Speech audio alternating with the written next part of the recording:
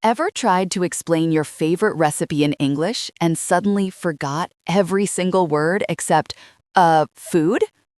Today, we're fixing that. Today, we're diving into fun, simple, and super natural ways to talk about cooking in English. So if you love food, love English, and love improving your speaking skills, stay right here with us because this episode is going to make your conversations taste even better. I love that. And honestly, talking about cooking is one of the easiest ways to practice English because everyone eats, everyone has a favorite dish, and everyone has a story connected to food.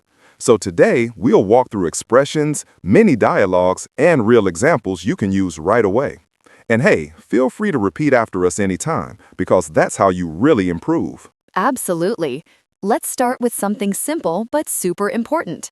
When you talk about cooking in English, it helps to start with the basics like, I like cooking, I enjoy trying new recipes, or I'm not great at cooking, but I try. These simple sentences already give people an idea of your relationship with food and the kitchen. And that's a good point because people sometimes think they need fancy vocabulary to talk about cooking. You don't. Start with basics and then slowly add descriptive words like spicy, creamy, crispy, homemade, fresh, or savory. These words bring your cooking stories to life. Let's try a quick example for listeners to repeat. Ready? Repeat after me. I enjoy cooking simple meals at home. One more time. I enjoy cooking simple meals at home. Good. Keep going with us. Another great phrase is, I'm experimenting with new recipes. It makes you sound confident and curious, even if experimenting means accidentally burning everything you touch like I used to. Used to? You still do that. Hey, improving slowly is still improving. True, true. Now let's talk about describing how you cook something, because verbs make your cooking conversations sound natural. For example, boil, fry, bake, grill, steam, roast, slice, chop, mix, stir, season, marinate. These words help you tell your cooking story clearly. Let's use those in a little mini dialogue. What are you cooking today? I'm going to roast some chicken and steam some vegetables. Nice. Are you using any special seasoning? Yeah, I'm marinating the chicken in lemon, garlic, and herbs. That's exactly the kind of natural rhythm listeners should practice. And if you want to talk about your cooking preferences, you can say things like, I prefer baking to frying, or I like grilling because it's quick and easy. Try repeating after me. I prefer cooking at home because it's healthier. Again, I prefer cooking at home because it's healthier. Great job if you repeat it with us. This is how your speaking gets smoother every day. Now, let's move into describing dishes, because this is where you can be creative, expressive, and fun. When you describe a dish, picture it in your mind and try to express what makes it special. For example, instead of saying, I made pasta, you could say, I made creamy garlic pasta with fresh herbs on top. Adding just a little detail makes your English sound more colorful and delicious. Exactly. And here's something fun you can try when talking about cooking in English. Describe the smell, the taste, and even the sound. For example, the onions were sizzling in the pan, or the soup smelled warm and comforting, or the bread tasted soft and buttery. These kinds of descriptions make your listener feel like they're right there with you in the kitchen. Repeat this sentence for practice. The vegetables smelled fresh and flavorful. One more time. The vegetables smelled fresh and flavorful. Great job. Another way to make your cooking conversations more interesting is by telling short stories about cooking mistakes or wins. People love relatable stories. For example, you might say, I tried to bake a cake last week, but it came out flat. Or, I made the best noodles yesterday and they turned out perfectly. Everyone has a funny cooking story, like the time I accidentally added salt instead of sugar to my dessert. I still remember Robert's face when he took the first bite. I was shocked. My whole life flashed before my eyes for a moment. And that's how you can talk about experiences around cooking too. You can use phrases like, I remember when, one time I tried, I once made, or the first time I cooked. These phrases make your story flow naturally and give listeners a timeline of events. Speaking of timelines, when talking about cooking in English, it's helpful to explain steps in order. For example, you can say, "First, I chopped the vegetables. Then, I heated the pan. After that, I added the oil. Finally, I cooked everything together." Repeat that rhythm with me. First, then, after that, finally. Again, first, then, after that, finally. This structure is perfect when you want to explain a recipe or tell someone how you made a dish. It keeps everything clear and easy to follow. And don't forget adjectives when describing the final result. Words like delicious, tasty, rich, smooth, crispy, juicy, tender, or fresh can transform a simple description into something much more interesting. For example, instead of saying, "I cooked chicken," you can say, "I cooked tender, juicy chicken with a crispy outside." Sounds so much better already. Here's another practice line for the listeners. The dish turned out delicious and full of flavor. Say it again. The dish turned out delicious and full of flavor. Perfect. Now, let's dive into how people around the world share food traditions and talk about family recipes, because this is one of the most meaningful ways to connect through cooking. Family recipes are emotional, comforting, and full of memories. When you talk about them in English, you can use phrases like, "This recipe has been in my family for years," or "My grandmother taught me how to make this," or "We always cook this dish during holidays." These expressions help you share not just the food, but the meaning behind it. And when you share those kinds of stories, people feel closer to you, because food is one of the easiest ways to connect cultures, traditions, and personal experiences. For example, imagine telling someone, "My mother used to make this dish when I was sick," or "We cook this every New Year's Eve." Suddenly, the conversation becomes deeper, more personal, and more memorable. Let's create a small example to show how natural this can sound in English. Who taught you how to cook that soup? My dad taught me when I was a kid. We used to cook it together every winter. That sounds really special. Does it taste the same when you make it now? Almost. I still use his method, so the flavor brings back a lot of memories. This is a perfect example of mixing cooking vocabulary with emotional storytelling in English. And if you want to ask others about their cooking habits, use simple, friendly questions like, "Do you enjoy cooking? What's your favorite dish to make? Do you prefer cooking alone or with someone? What kind of food do you cook the most?" Try repeating this question after me for practice. What's your favorite dish to cook at home? Again, what's your favorite dish to cook at home? The more you practice saying questions like that, the more confident you'll feel when speaking with others in English. Another great thing to talk about is the difference between cooking at home and eating out. You can say things like, "I like cooking at home because it's healthier," or "I enjoy eating out because I like trying different cuisines," or "Cooking at home saves money." And one expression English learners find useful is, "I'm craving." It means you really want to eat something.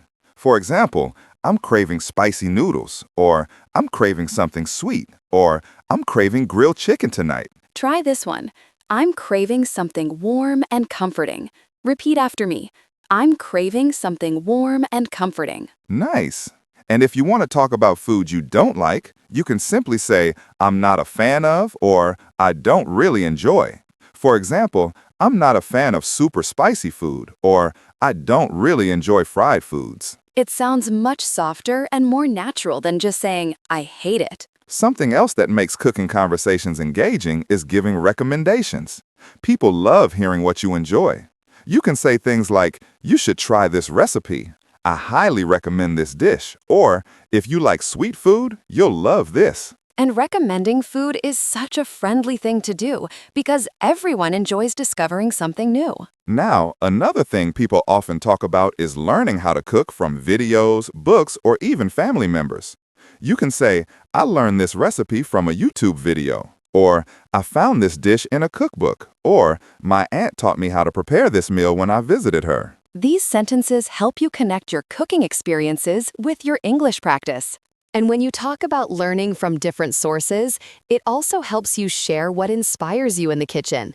For example, you can say, "I get inspired by street food," or "I like watching cooking shows for new ideas," or I enjoy trying recipes from different cultures.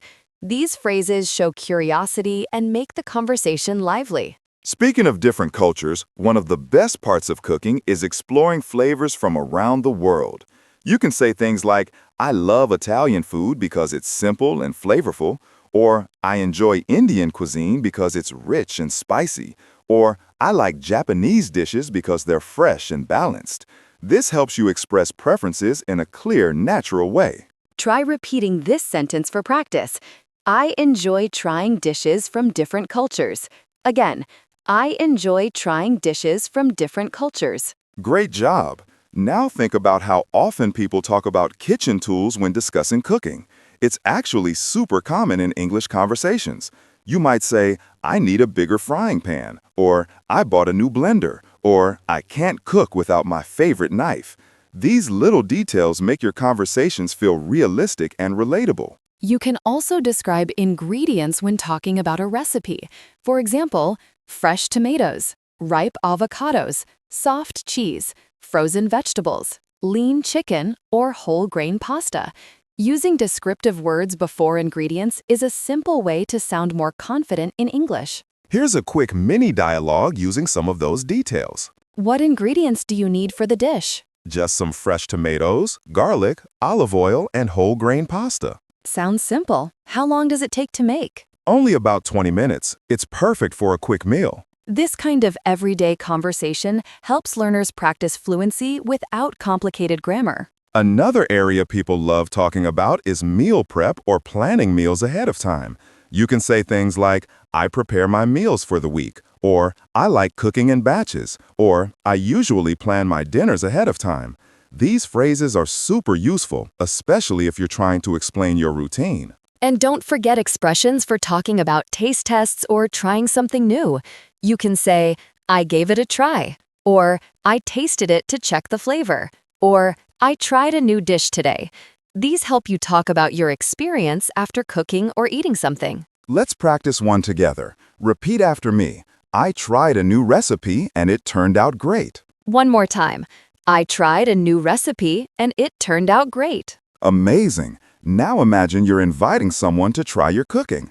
You can say, would you like to taste it? Do you want to try some? Or let me know what you think. These little lines make your English sound really friendly and natural. And when you're giving feedback to someone else, you can say, it tastes really good, or it's a bit too salty, or it needs more seasoning, or I like the texture. These expressions help you respond politely and clearly when discussing food. Food conversations in English are all about sharing experiences, feelings, and flavors.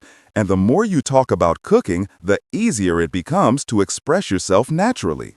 Another thing people often talk about is kitchen confidence, because not everyone feels comfortable cooking, and that's completely normal.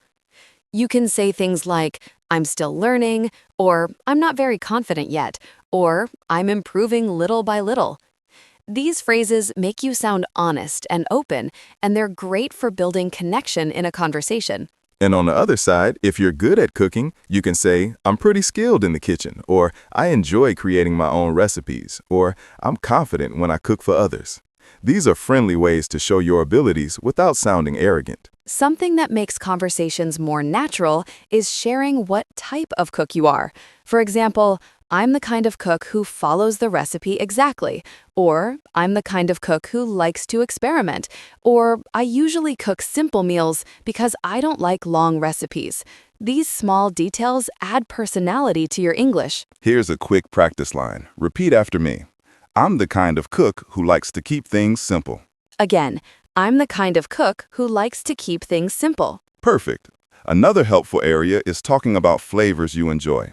You can say things like, I like bold flavors, or I enjoy mild food, or I prefer sweet over savory, or I like mixing flavors. And when something tastes better than expected, you can say, it surprised me, or it turned out better than I thought, or I didn't expect it to taste so good. You can also describe the difficulty level of a recipe. For example, it's really easy to make, or it's a bit challenging, or it takes a lot of time, or it's quick and simple. Try this one. This recipe is easy and doesn't take much time.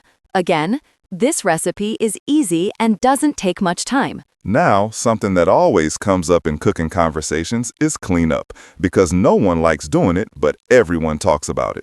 You can say things like, I hate washing dishes, or I like cooking, but I don't like cleaning, or I clean as I cook to save time. And if you want to describe a cooking habit, you can say, I always set up my ingredients first, or I usually prep everything before I start, or I taste the food while cooking, or I double-check the recipe before I begin.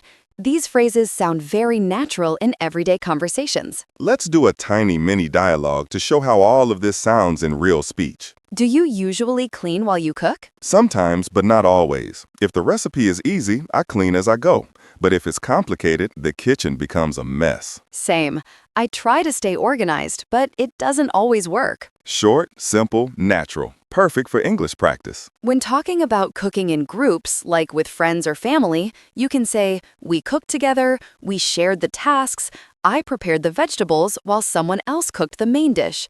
People love teamwork examples in conversations because they feel warm and friendly. And describing your environment helps too. For example, the kitchen smelled amazing, or the pan was sizzling, or the table looked beautiful with all the food. Those details make your English feel more expressive and alive. So, if you're trying to build confidence in speaking, talking about cooking is one of the best ways to practice because it mixes vocabulary, feelings, actions, and stories all in one topic. Another great way to make cooking conversations richer is by talking about your mood while cooking, because food and feelings go together so naturally. You can say things like, cooking helps me relax, or I cook when I'm stressed, or I feel happy when I try new recipes.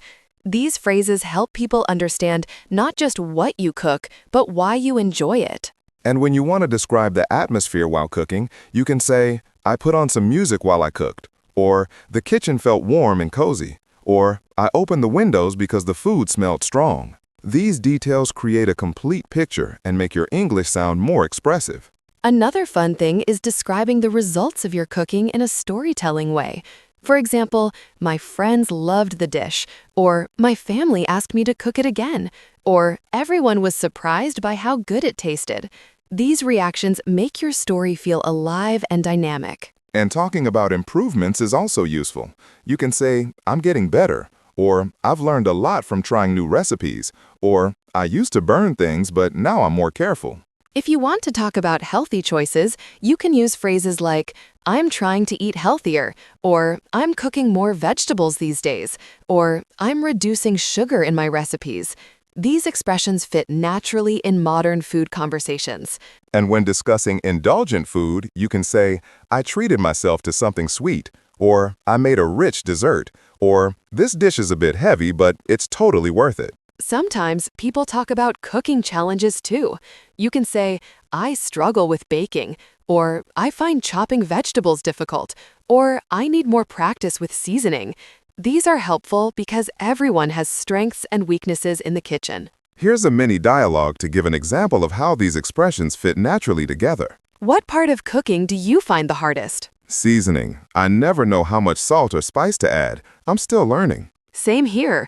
I taste the food many times while cooking, so I don't add too much. That's a good idea. I should try that. Simple, real, and totally natural for everyday English. And since cooking is such a common topic, being able to talk about it confidently helps you in social situations, with friends, with coworkers, and even in language practice groups. You can share what you cooked, ask what others cooked, talk about food from different cultures, compare recipes, or even exchange cooking tips. It's one of the easiest ways to keep a conversation going in English. And every time you practice expressions like the ones in this episode, you build fluency, confidence, and rhythm in your spoken English. So keep repeating with us, keep practicing, keep learning, and keep having fun with cooking and English. And if you enjoyed this episode and want more natural, fun, friendly English practice every week, make sure you stay with us. Subscribe to English Vision, the podcast, for more conversations, more practice, and more motivation. Thanks for being here with us today. Subscribe and bye.